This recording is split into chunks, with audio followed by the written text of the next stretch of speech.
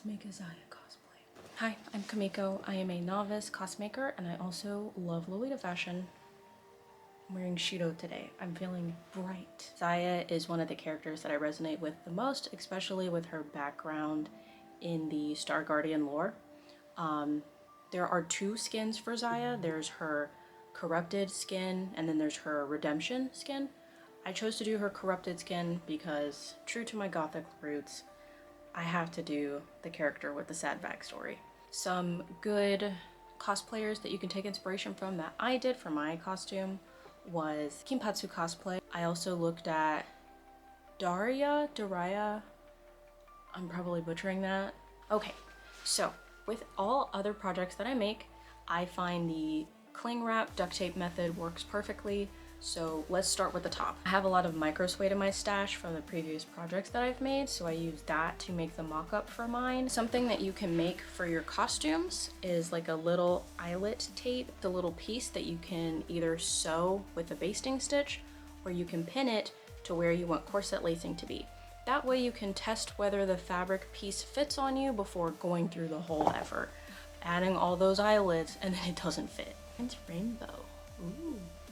For my top, all of the pieces I flatlined to a twill cotillion type fabric. So this piece has 3 hook and eyes at the top, 4 hook and eyes at the very bottom, and then the corset lacing in the middle. I made a broadcloth pattern and then I bag lined it to the top portion. So the last part that we need to do for the top is the gold trim onto her costume. You do need a fully assembled top first. I used that same masking tape method and then I drew out the pattern, cut it out, and then I cut out my leather in that. I ended up using real gold leather. I had to buy 3 hides for it. Cut out more than you need. I think it's worth it to cut out bigger pieces that are like a centimeter bigger than you need and then trim off the excess that you don't need than to cut out the entire strip and then have to throw it away because it's too small, you know? Let's move on to the skirt. Now Xayah wears like a pleated skirt that angle, it's like angled, it's asymmetrical. I wanted something with a lot of poof to it.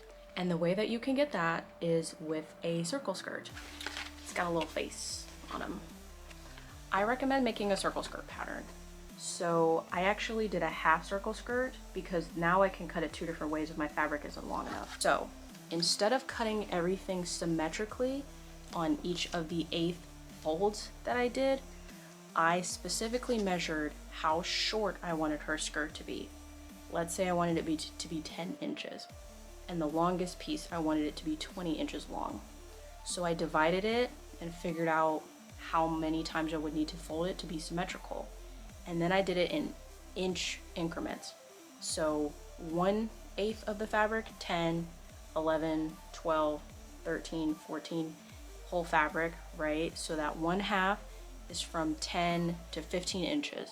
Then I got the second circle skirt, did from 15 to 20. Then when you sew that circle skirt together, the shortest length, it's 2 circle skirts by the way. The shortest length is 10 inches, longest inch is 20, and it's gradual circle skirt pattern.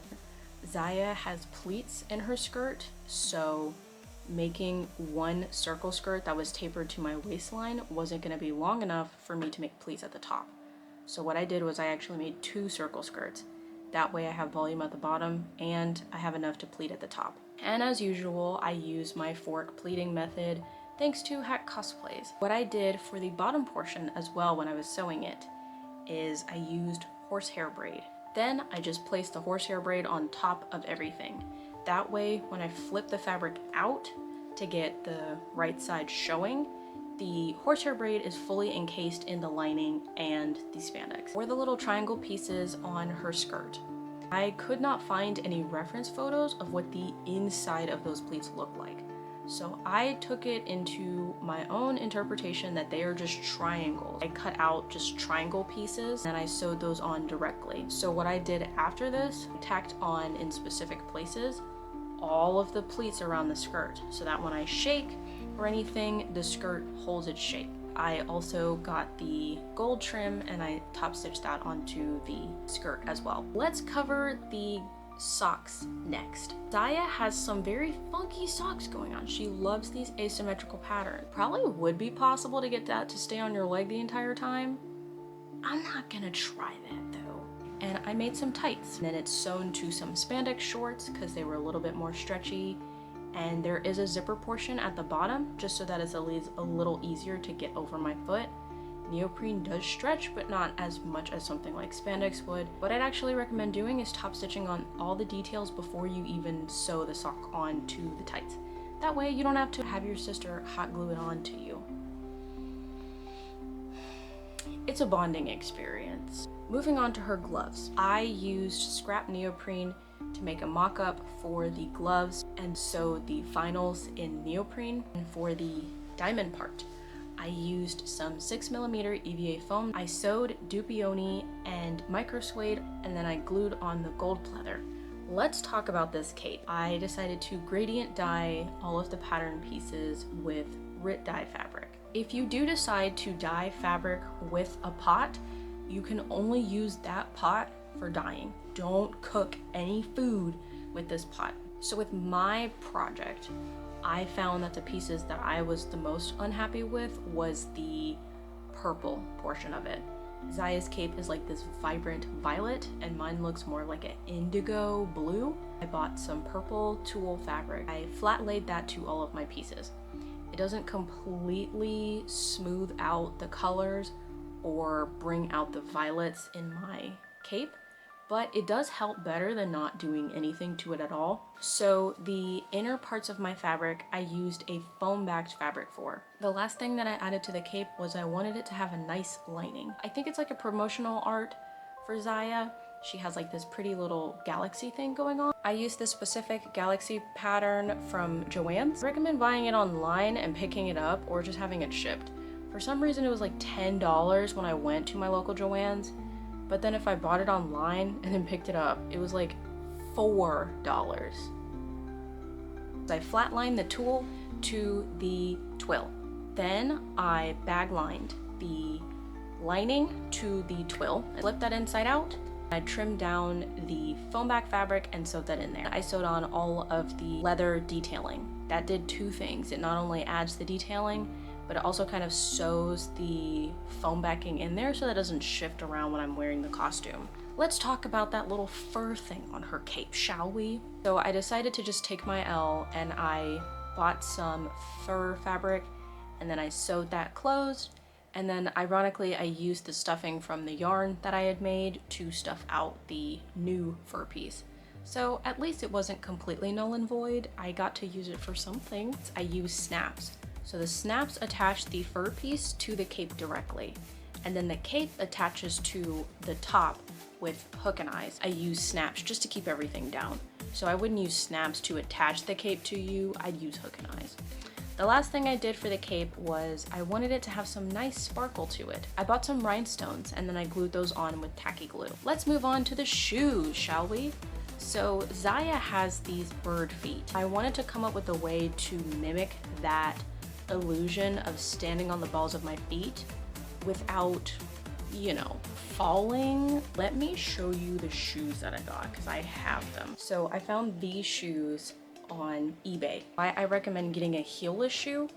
Heelless shoes come out a little bit to account for the lack of the heel. I probably can walk around in these for like an hour before they start bothering me. This is the second option that I got. I also got these on eBay. These are glass-heeled boots. They kind of look like you are standing on the balls of your feet, but they give you a little bit more support. They are more comfortable, they are easier to walk in, but I actually made two shoe covers for these. I have ones that I wear for like the competition, and then I have the other ones that I wear mostly around the convention. Now the other thing that I did was bird claws. I made a little claw pattern for my shoes, and then I glued those onto the shoe covers.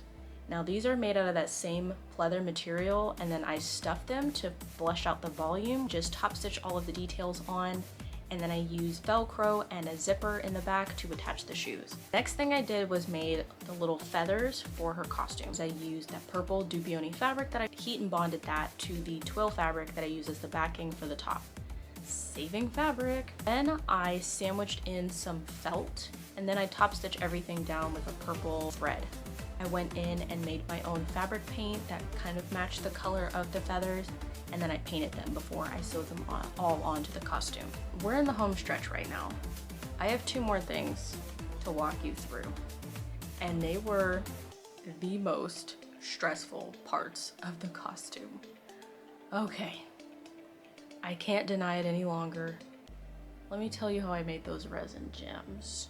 So Xayah has a lot of bright resin gem pieces on her costume. She's just got gems everywhere. To start, I cut out all of the pieces out of EVA foam.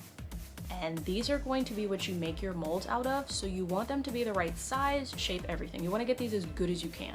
If you have a little bit of discrepancies in your seam lines, Plastidip might smooth that out as well. You are going to want to mix your resin and your silicone very thoroughly. Some of my pieces didn't cure all the way, even though I mixed it for like 3 minutes, so keep that in mind as well. I bought a resin kit off of Amazon that came with some UV powder, so I used that for the pink gems on her gloves, and then I also used it for the ones on her socks and on the bottom parts of her top as well. For the little gem in the middle, I actually used Juvia's Place eyeshadow. I followed Pretzel Cosplay's tutorial for making the gems, and she said that over time, your resin pieces can darken to like a deeper hue over time. So if you don't want to risk it, you can just use UV powder. I wanted to use the makeup because it was pretty and I wanted to make something pretty. After that, I glued on all of the gold trim for the resin gems onto the costume. I used E6000. Now, Epic Cosplay wigs came from my wallet this year when they released their tinsel wefts.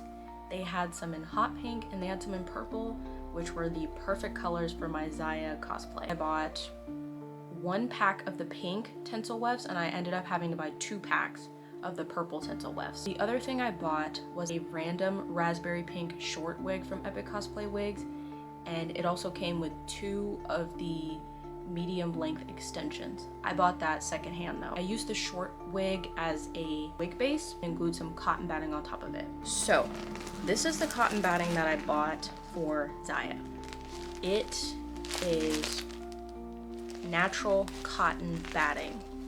This is what you don't want to buy.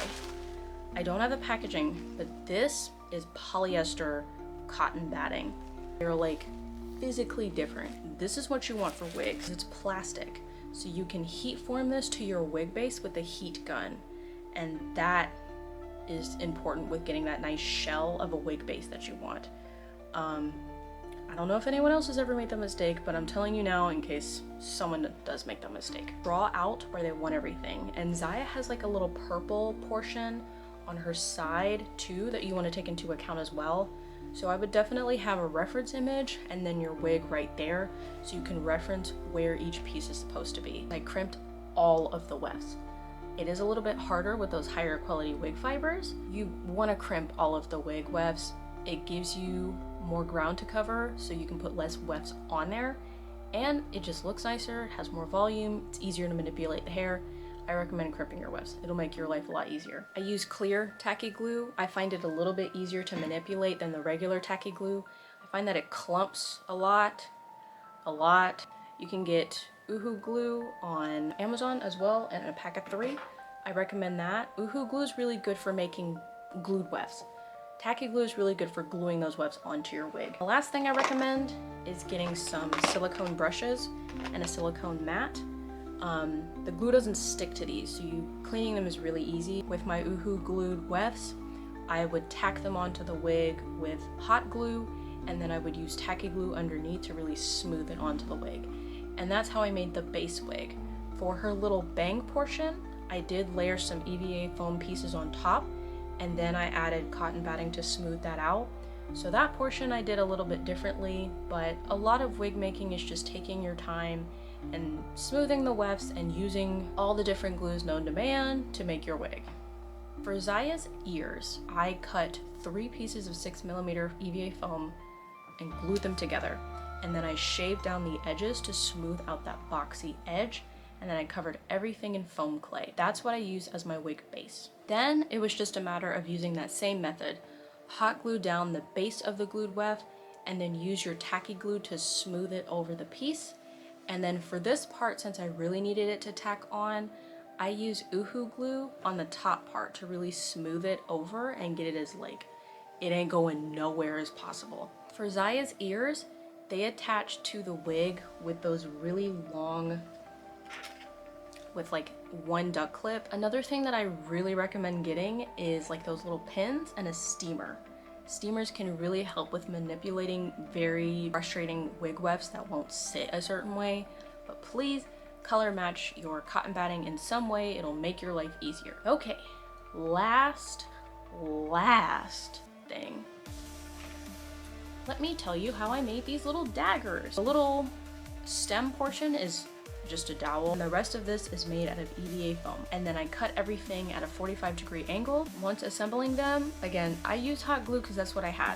Then the last thing I did was I coated everything in Plastidip just to get everything primed for paint. And as far as painting it, I just used acrylic paint. I thought it'd be easier to control the gradients that way. So from here, it gives the illusion that it's gradiented. And with that,